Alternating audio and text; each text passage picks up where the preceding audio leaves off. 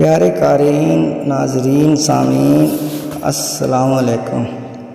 آج ہم آپ کے سامنے امام جعفر صادق علیہ السلام کی علم طب کے بارے میں معلومات اور نظریات پیش کریں گے۔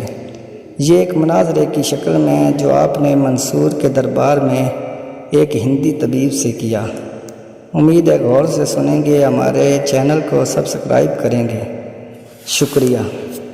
ہندوستان کا ایک ماہر طبیب عباسی خلیفہ منصور کے دربار میں بیٹھا اسے اپنی تحقیقات پر مبنی طب کی کتاب پڑھ کر سنا رہا تھا۔ امام جعفر صادق علیہ السلام بھی وہاں موجود تھے۔ ماہر طبیب جب ساری کتاب سنا چکا تو اس نے امام جعفر صادق علیہ السلام سے مخاطب ہو کر کہا، اگر آپ چاہیں تو اس کتاب کے کچھ نسخے حاصل کر سکتے ہیں۔ امام جعفر صادق علیہ السلام نے جواب دیا، نہیں، مجھے اس کی ضرورت نہیں، کیونکہ جو کچھ میرے پاس ہے وہ اس سے بہتر ہے جو تیرے پاس ہے۔ ہندوستانی طبیب کہنے لگا، آپ کے پاس کیا ہے؟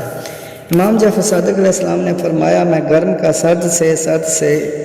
سرد کا گرم سے، خشک کا تر سے اور تر کا خشک سے علاج کرتا ہوں۔ ہر چیز کو اللہ کی طرف پلٹاتا ہوں اور حضور پاک کے فرمان پر عمل کرتا ہوں۔ آپ نے پھر فرمایا، اے طبیب سن لو، معدہ بیماریوں کا گھر ہے، احتیاط ہی سب سے بڑی دعا ہے۔ میں اپنے جسم کو جس چیز کا چاہتا ہوں عادی بنا لیتا ہوں۔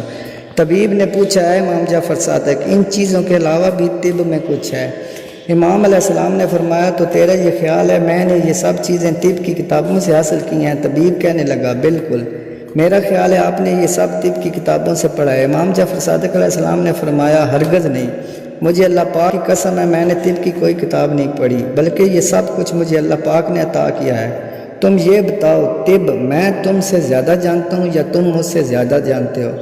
طبیب نے کہا، میں زیادہ جانتا ہوں۔ امام علیہ السلام نے فرمایا، میں تم سے انسانی بدن کے حصوں اور ان کے نہانے کی وجہ، ان کے فوائد اور نقصان کے بارے میں پوچھتا ہوں، تم ان کے جواب دو۔ پھر آپ نے ایک ایک کر کے سوال کیے، لیکن طبیب آپ کے ایک سوال کا بھی جواب نہ دے سکا۔ اس پر امام علیہ السلام نے اپنے ایک سوال کے بارے میں طبیب کو تفصیل بتائی اور ترتیب سے جواب دیتے ہوئے آپ علیہ السلام نے فرمایا، سر اندر سے کھوکھلا ہوتا ہے، اس لیے اس کی کئی حالتیں ہیں۔ جب اس میں فاصلہ نہ ہو تو یہ جلد درد اور تکلیف کا شکار ہو جاتا ہے۔ سر پر بال اس لیے اگائے گئے ہیں تاکہ تیل ان کی جڑوں کے ذریعے دماغ تک پہنچ جائے، اس کے اطراف سے بخار نکلے اور سردی گرمی سے دور رہے۔ پیشانی بالوں سے اس لیے خالی رکھی گئی کہ یہ آنکھوں کی سمت روشنی پڑنے والی جگہ ہے۔ ماتھے میں جھریاں، شکنیں، خطوط اس لیے ہوتے ہیں تاکہ سر سے بہنے والا پسینہ آنکھوں میں جانے سے رک جائے۔ دونوں ابرو آنکھوں میں ضرورت کے مطابق روشنی داخل کرنے کے لیے بنائے گئے ہیں، کیونکہ جس وقت روشنی تیز ہوتی ہے تو انسان دونوں آنکھوں پر اپنے ہاتھ رکھ لیتا ہے تاکہ دونوں آنکھوں میں روشنی ضرورت سے زیادہ نہ جائے۔ آنکھوں کے درمیان ناک اس لیے بنائی گئی ہے تاکہ روشنی دونوں آنکھوں میں برابر تقسیم ہو کر داخل ہو۔ آنکھوں کے ڈھیلے بادام جیسے اس لیے بنائے گئے ہیں تاکہ دوا سلائی پر لگا کر آسانی سے اس میں پھیری جا سکے۔ اگر آنکھ کا ڈھیلا مربع یا مستطیل ہوتا تو اس میں سلائی پھر سکتی تھی، نہ دوا جا سکتی تھی۔ ناک کے سوراخ اس لیے بنائے گئے ہیں تاکہ دماغ کی بیماریاں اوپر سے نیچے کی طرف آئیں تو باہر نکل سکیں اور باہر سے خوشبو دماغ میں جا کر بس سکے۔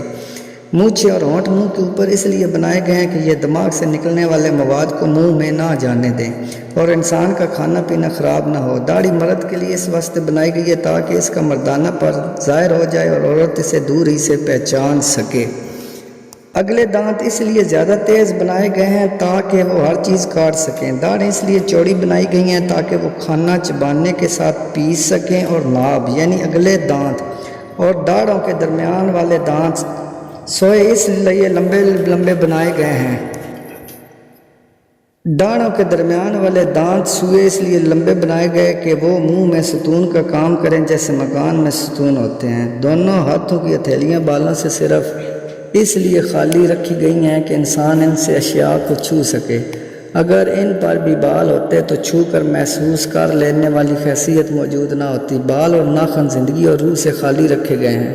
دونوں کا لمبا ہونا نقصان دہ اور کاٹنا مفید ہے۔ اگر بالوں اور ناخنوں میں زندگی اور روح ہوتی تو انہیں کاٹنے سے تکلیف ہوتی۔ پھیپھڑے دو حصوں میں اس لیے بنائے گئے ہیں تاکہ دل ان کے درمیان رہے اور حرکت کے وقت اسے سکون ملے۔ جگر کو مہذب یعنی ابھرا ہوا اس لیے بنایا گیا ہے کہ وہ اپنا بوجھ معدے پر ڈالے۔ تمام کا تمام بوجھ معدے پر پڑتا ہے تو وہ جگر کو نچوڑ کر اس میں پیدا ہونے والے بخارات کو خارج کرتا ہے۔ گھٹنے پیچھے کی طرف اس لیے جھکتے ہیں کیونکہ انسان آگے کی طرف چلتا ہے اور اس کی حرکات مناسب رہتی ہیں، اگر ایسا نہ ہو تو وہ گر پڑے۔ ہندوستانی طبیب نے عرض کی، اے امام محترم، یہ علم آپ نے کہاں سے حاصل کیا؟ امام جعفر صادق علیہ السلام نے جواب دیا، اپنے باپ دادا کے واسطے سے، حضور پاک سے، اور آپ نے اللہ تعالیٰ سے جو روحوں اور جسموں کا خالق ہے۔